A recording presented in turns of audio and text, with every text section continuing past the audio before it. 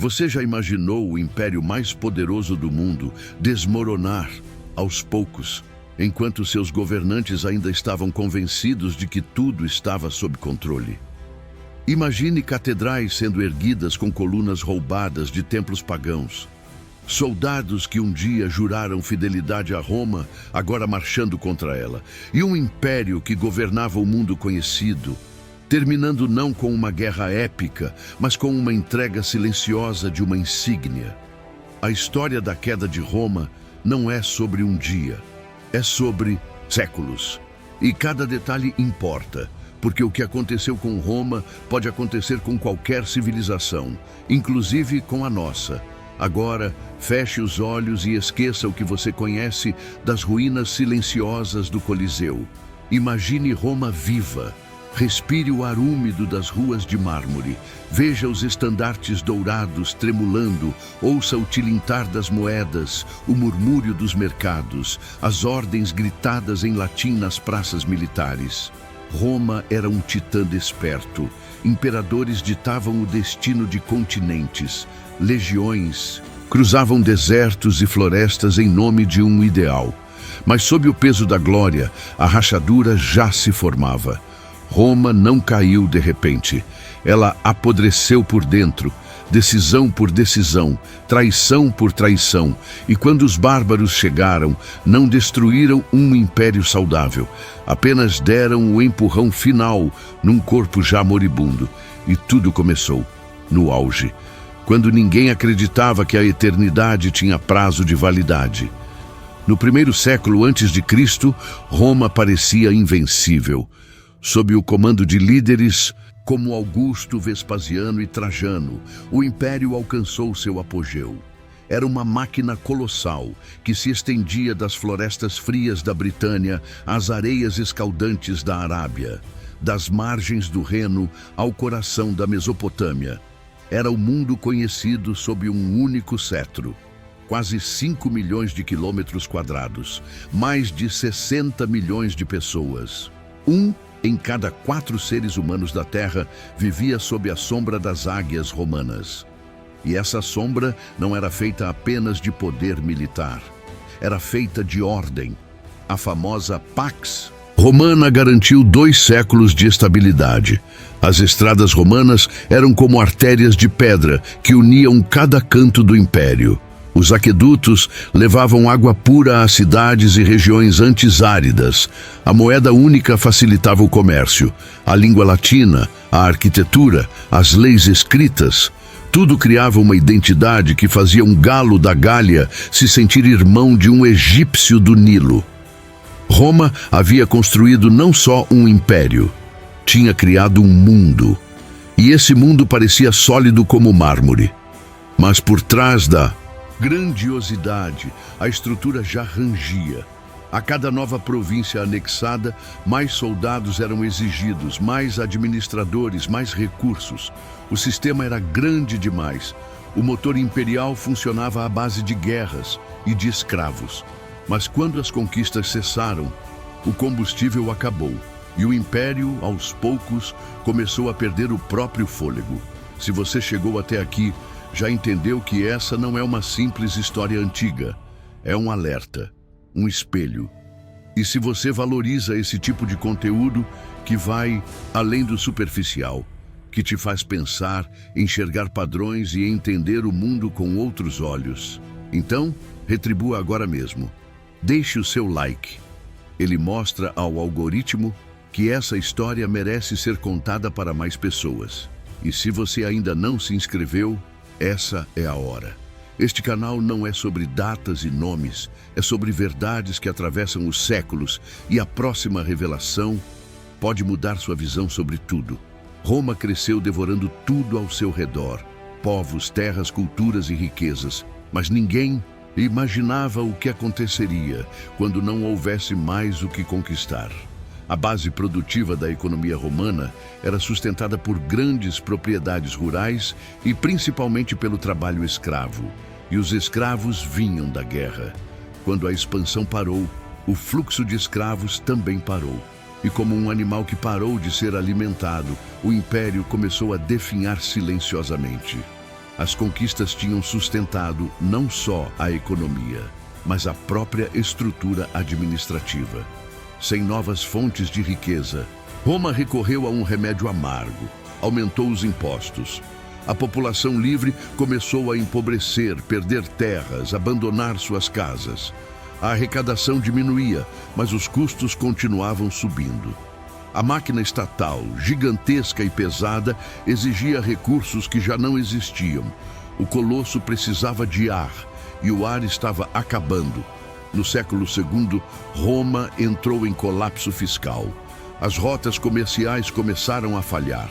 Piratas saqueavam navios. Guerras nas fronteiras impediam a chegada de produtos exóticos. O que antes vinha da Índia, da África ou do interior da Europa, simplesmente deixou de chegar. Sem os tributos das províncias distantes, sem novas campanhas militares lucrativas, o Império começou a asfixiar. A moeda foi adulterada. Ouro e prata deram lugar ao cobre. O valor do dinheiro despencou. A inflação disparou. Um saco de trigo podia dobrar de preço em semanas. A população perdeu a fé na moeda, e o que restou foi medo, fome e desespero. Com o colapso fiscal e a inflação fora de controle, o povo romano se viu abandonado. O império já não conseguia proteger, sustentar ou punir. Os pequenos proprietários eram esmagados por impostos impagáveis. Artesãos faliram. Camponeses fugiram. Muitos perderam tudo. E quando o Estado deixou de ser confiável, o povo buscou abrigo onde ainda havia força, nos grandes senhores de terra. Começava ali, em meio ao caos, o embrião do sistema feudal. Milhares de camponeses passaram a entregar suas colheitas, sua força de trabalho, sua liberdade, em troca de segurança. Não mais do imperador, mas de um senhor local. O protetor se tornava o soberano. Era o nascimento de uma nova ordem que, séculos depois, tomaria conta da Europa, mas que germinou na decadência de Roma. Quando a estrutura central falhou, a fragmentação foi inevitável. Enquanto isso, a política em Roma mergulhava num redemoinho de sangue. No ano 235, com o assassinato de Alexandre Severo, iniciou-se o período conhecido como anarquia militar. Em apenas 50 anos, mais de 20 imperadores subiram ao trono. A maioria não por herança ou voto, mas pelas espadas das legiões. Muitos foram depostos, outros assassinados. Alguns nem chegaram a se sentar no trono por completo. O império virou palco de guerras internas. Um general proclamava-se imperador em uma província e marchava contra outro. Legião enfrentava legião. Não havia mais unidade, só ambição. E enquanto Roma guerreava contra si mesma, o mundo lá fora se armava. As fronteiras do império, antes sólidas como muralhas de pedra, agora eram linhas borradas no mapa. Com as legiões ocupadas em guerras civis, as regiões fronteiriças ficaram vulneráveis. E foi por essas rachaduras que o inimigo entrou. Tribos germânicas cruzaram o Reno. Os sármatas invadiram a Panônia. Bandidos armados devastaram campos, vilas e cidades. E o mais assustador, o povo romano passou a temer seus próprios soldados tanto quanto os invasores. As legiões, antes símbolos de honra, disciplina e ordem, tornaram-se instrumentos de opressão.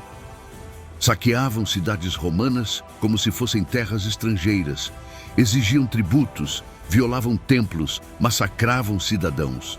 O historiador Zósimo escreveu, em tom de desespero: Roma devorava a si mesma. A autoridade imperial não era mais respeitada, era disputada. O trono havia se transformado num prêmio de guerra, não mais num símbolo de estabilidade. No meio desse colapso, surgiu uma tentativa desesperada de reorganização. Em 285 d.C., o imperador Diocleciano dividiu o império em dois, Oriente e Ocidente. Criou a tetrarquia, com 2 Augustos e 2 Césares governando simultaneamente. A ideia era simples: descentralizar para salvar. Cada parte cuidaria de seus próprios problemas. O que parecia uma solução, também foi o início de uma fratura que jamais se curaria. Enquanto o Oriente prosperava, com centros urbanos como Antioquia, Constantinopla e cidades fortificadas bem defendidas, o Ocidente mergulhava cada vez mais na decadência. A Roma eterna já não era o centro do poder. Era apenas uma lembrança. E os bárbaros estavam cada vez mais próximos. Na mentalidade romana, bárbaro era qualquer um que não se curvasse às suas leis, que falasse uma língua estranha, que não vestisse a toga, nem seguisse os costumes do fórum. Mas essa palavra era mais um rótulo do que uma descrição. Os chamados bárbaros não eram selvagens irracionais ou hordas sem cultura. Eram povos distintos, com suas próprias línguas, tradições, religiões e sistemas de aliança. E o mais importante, muitos já estavam dentro do império antes mesmo de ele cair. Havia os visigodos e os ostrogodos, povos germânicos que por décadas haviam servido no exército romano como federados. Guerreiros treinados, pagos, armados por Roma. Havia os vândalos que cruzaram a Gália e a Espanha até chegar ao norte da África, onde fundaram um reino e uma frota temida. Havia os francos, os saxões, os alanos, os bretões. E havia ainda os mais temidos de todos, os hunos, vindos das estepes da Ásia Central. Nem todos queriam destruir Roma. Muitos queriam apenas viver dentro dela, participar, aproveitar sua estrutura, sua riqueza, sua proteção. Alguns foram aceitos como aliados, receberam títulos, cargos militares, até terras, mas Roma nunca soube lidar com a diferença. A arrogância romana impedia a convivência verdadeira. Mesmo os aliados eram vistos como inferiores, traídos, humilhados, e quando a desconfiança venceu a diplomacia, o que era parceria virou revolta. As portas que um dia se abriram para receber esses povos agora seriam arrombadas. As chamadas invasões bárbaras não foram um ataque coordenado, nem uma explosão repentina de violência. Foram consequência de algo muito maior e mais profundo, um movimento de sobrevivência em massa. Povos inteiros migravam, pressionados por guerras, fome, superpopulação e principalmente pelo terror de algo que Roma ainda não compreendia: a chegada dos hunos. Esses guerreiros nômades montados em cavalos pequenos e ágeis vinham das profundezas da Ásia Central como uma tempestade.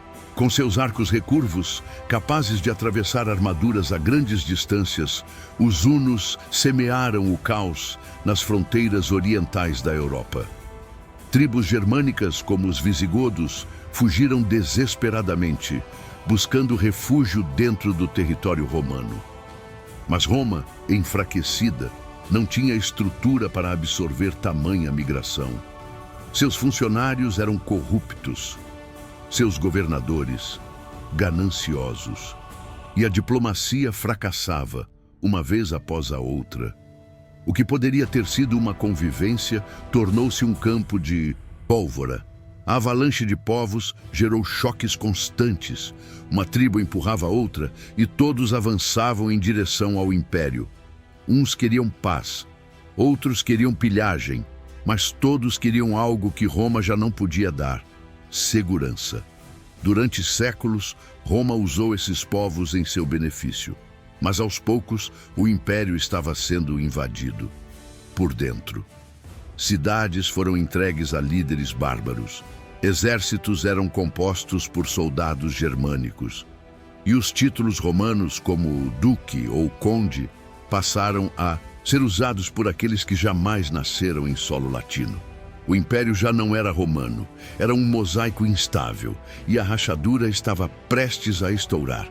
No ano 378 d.C., tudo o que Roma havia ignorado veio à tona num único campo de batalha.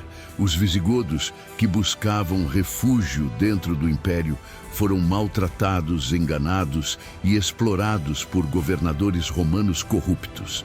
Foram privados de comida, abusados e humilhados. O resultado foi inevitável: se revoltaram. O imperador valente, convencido de que poderia esmagá-los com facilidade, marchou com seu exército para enfrentá-los nos arredores de Adrianópolis, sem esperar reforços, sem estratégia, sem preparo. O que aconteceu ali mudou o curso da história. O exército romano foi aniquilado. 2/3 das tropas foram destruídos. O próprio imperador valente morreu no campo. Seu corpo nunca foi encontrado.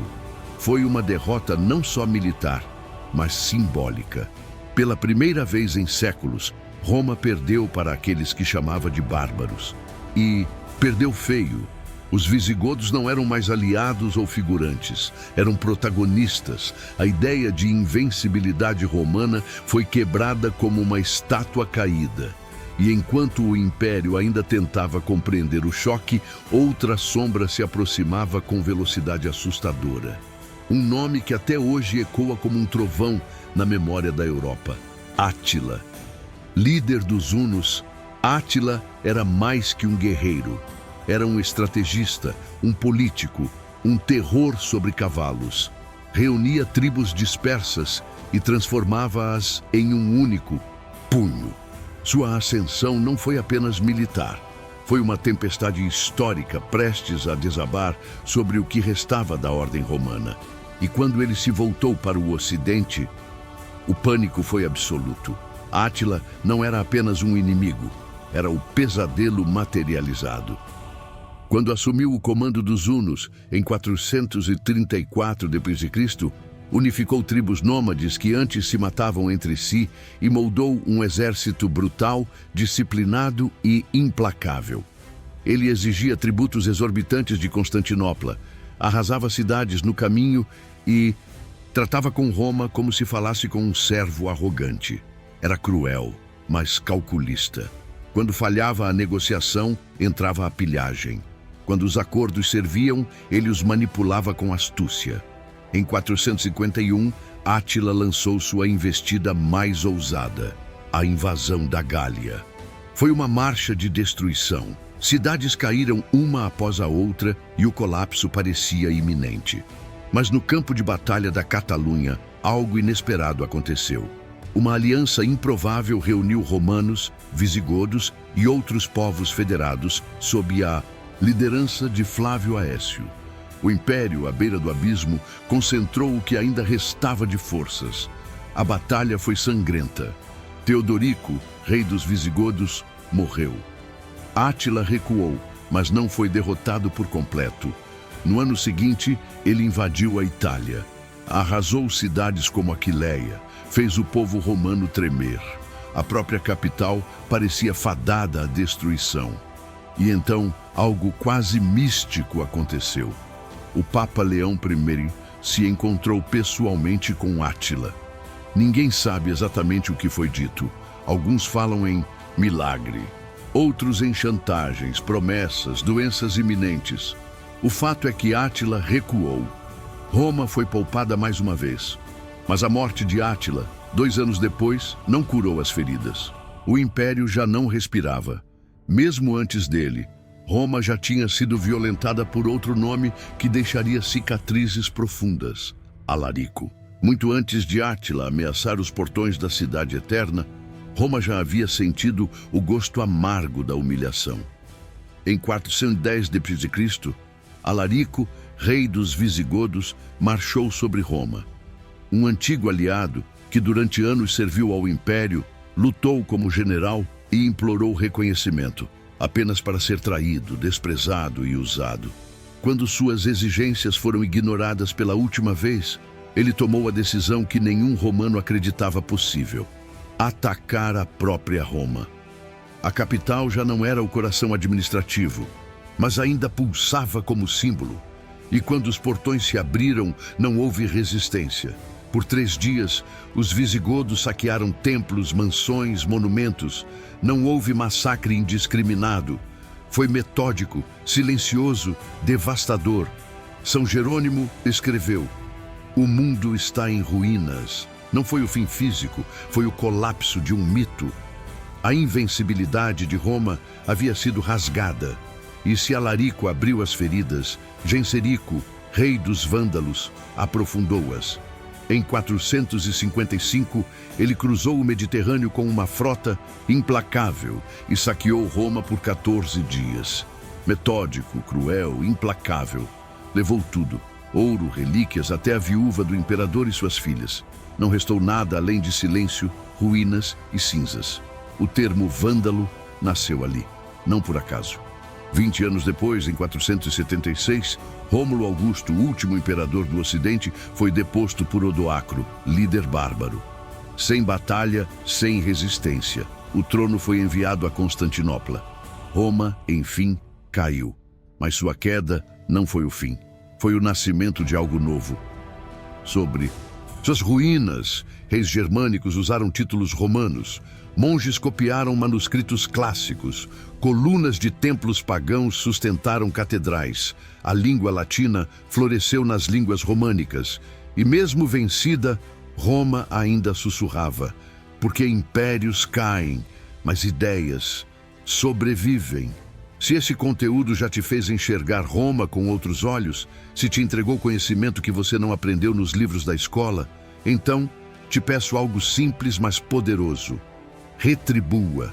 Deixe o seu like agora, não por obrigação, mas porque essa história precisa alcançar mais pessoas que também merecem despertar. E se você sente que aprendeu algo hoje, que foi transformado por essa narrativa, inscreva-se no canal. Juntos, vamos continuar desenterrando as verdades que a poeira do tempo tentou esconder. Aqui, cada vídeo é mais do que informação, é revelação.